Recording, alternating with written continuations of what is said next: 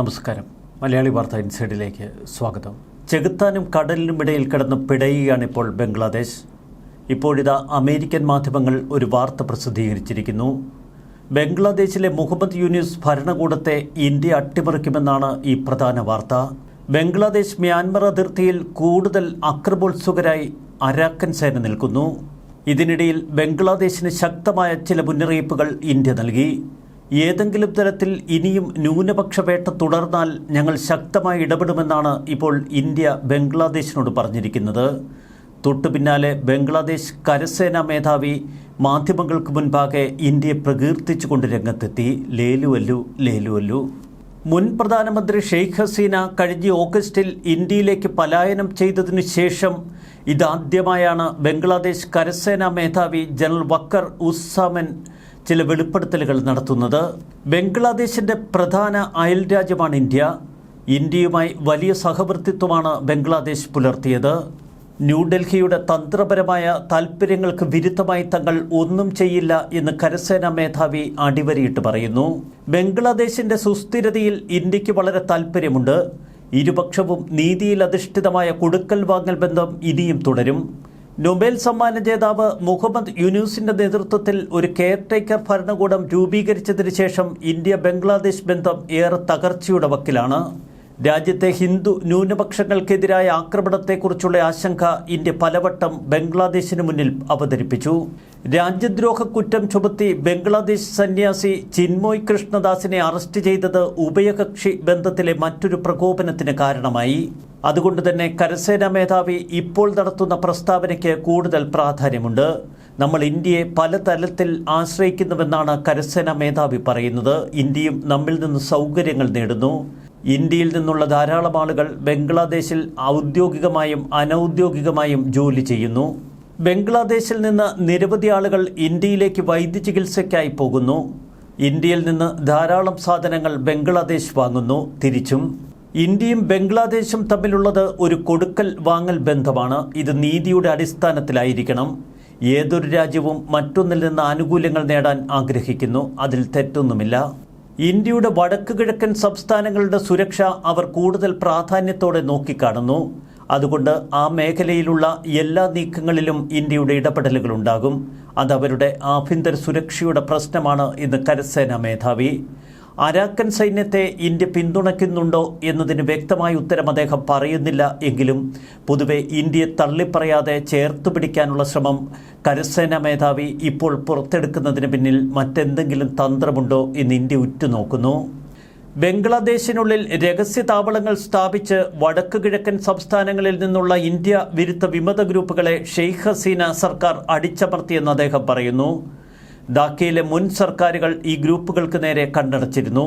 നമ്മുടെ താൽപ്പര്യങ്ങൾക്ക് വിരുദ്ധമായ ഒന്നും നമ്മുടെ അയൽക്കാർ ചെയ്യുന്നില്ല എന്ന് ഞങ്ങൾ പ്രതീക്ഷിക്കും. ഞങ്ങൾ അവരുടെ താൽപ്പര്യങ്ങൾ സംരക്ഷിക്കാനും ശ്രമിക്കും. ഇന്ത്യയുടെ വടക്ക് കിഴക്കൻ സംസ്ഥാനങ്ങളുടെ സുരക്ഷ ഉറപ്പാക്കാൻ ബംഗ്ലാദേശ് പൂർണ്ണ സഹായ സഹകരണങ്ങൾ വാഗ്ദാനം ചെയ്യുന്നുവെന്നാണ് കരസേനാ മേധാവി പറയുന്നത്. ചിറ്റഗോങ് മലയോരങ്ങളിൽ ബംഗ്ലാദേശ് അശാന്തി അനുവദിക്കില്ല. മ്യാൻമർ അതിർത്തിയിലെ സ്ഥിരത തടസ്സപ്പെടുത്തില്ല. 1980കളിലും 90കളിലുമൊക്കെ നിരവധി ഇന്ത്യ വിരുദ്ധ വിമത ഗ്രൂപ്പുകൾക്ക് താവളമുണ്ടായിരുന്ന തെക്ക് കിഴക്കൻ ബംഗ്ലാദേശിലെ പ്രദേശങ്ങളെക്കുറിച്ചും അദ്ദേഹം പരാമർശ വിധേയമാക്കി. ചുരുക്കത്തിൽ ബംഗ്ലാദേശിലേക്ക് അരാക്കൻ സൈന്യം കടക്കാതിരിക്കാൻ ഇന്ത്യ ശ്രദ്ധിക്കണമെന്നാണ് കരസേനാ മേധാവിയുടെ അഭ്യർത്ഥന. അതിർത്തി കടന്നുള്ള നദികളിലെ ജലം പങ്കിടൽ, ഇന്ത്യൻ സുരക്ഷാ സേന അതിർത്തിയിൽ ആളുകളെ കൊലപ്പെടുത്തിയത് എന്നിവ ഉൾപ്പെടെ നിരവധി വിഷയങ്ങൾ ഇന്ത്യയും ബംഗ്ലാദേശും തമ്മിലുണ്ട് എന്നും അദ്ദേഹം സൂചിപ്പിക്കുന്നു. ഇന്ത്യ അതിർത്തിയിൽ നമ്മുടെ ആളുകളെ കൊല്ലില്ല എന്ന് നമുക്ക് പ്രതീക്ഷിക്കാം. നമുക്ക് ന്യായമായ ജലവിഹിതം ഇന്ത്യ നൽകുമെന്നും പ്രതീക്ഷിക്കാമെന്നാണ് കരസേനാ മേധാവി പ്രതീക്ഷ പുലർത്തുന്നത്. സമത്വത്തിൽ അധിഷ്ഠിതമായ ഒരു നല്ല ബന്ധം നിലനിർത്തണം. ഇന്ത്യ നമ്മുടെ മേൽ ആധിപത്യം പുലർത്തുന്നുവെന്ന് ഒരു തരത്തിലും ബംഗ്ലാദേശി ജനങ്ങൾക്ക് തോന്നരുത്. അതുകൊണ്ട് ഇന്ത്യയുടെ പ്രസ്താവനകൾ ഉൾപ്പെടെ കൂടുതൽ ജാഗ്രതയോടെ ആയിരുന്നാൽ നല്ലതെന്ന് അദ്ദേഹം പറയുന്നു. ചൈനയുമായുള്ള പ്രതിരോധ സഹകരണത്തെക്കുറിച്ചും അദ്ദേഹത്തിന് മറുപടിയുണ്ട്. നമ്മൾ മുന്നോട്ട് പോകുമ്പോൾ ഒരു സന്തുലിതാവസ്ഥ നിലനിർത്തണമല്ലോ. എല്ലാവരോടും സൗഹൃദം പുലർത്തുന്ന മികച്ച വിദേശ നയമാണ് ബംഗ്ലാദേശിനുള്ളത്. നമ്മൾ ആരെയും ദ്രോഹിക്കാനില്ല. അതുകൊണ്ട് ചൈനയെയും സമഭാവനയോടെ നമ്മൾ കാണുന്നു. ബംഗ്ലാദേശിന്റെ വികസനത്തിൽ ചൈന പങ്കാളിയാണ് എന്ന് അദ്ദേഹം ചൂണ്ടിക്കാട്ടി. അവർക്ക് ബംഗ്ലാദേശിൽ ധാരാളം നിക്ഷേപമുണ്ട്.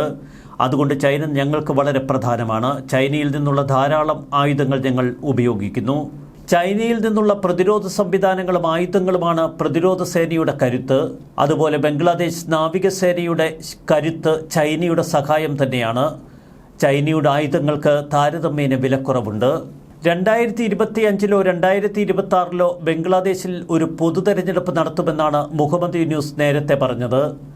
ഇതിനോട് പൂർണ്ണ യോജിപ്പ് കരസേന മേധാവിയും വച്ചു പുലർത്തുന്നു. ബംഗ്ലാദേശിന്റെ സേനാ വിഭാഗങ്ങൾ രാഷ്ട്രീയത്തിൽ ഇടപെടരുത് എന്നതാണ് തന്റെ ആഗ്രഹമെന്നാണ് കരസേനാ മേധാവി പറയുന്നത്. ചുരുക്കത്തിൽ ബംഗ്ലാദേശിന് ഭയം ഉള്ളിൽ കത്തിയാളുന്നു എന്ന് വ്യക്തം. അതുകൊണ്ട് തന്നെ ഇന്ത്യയെ വിരട്ടി നിർത്താനുള്ള ത്രാണിയൊന്നും ബംഗ്ലാദേശിനില്ല.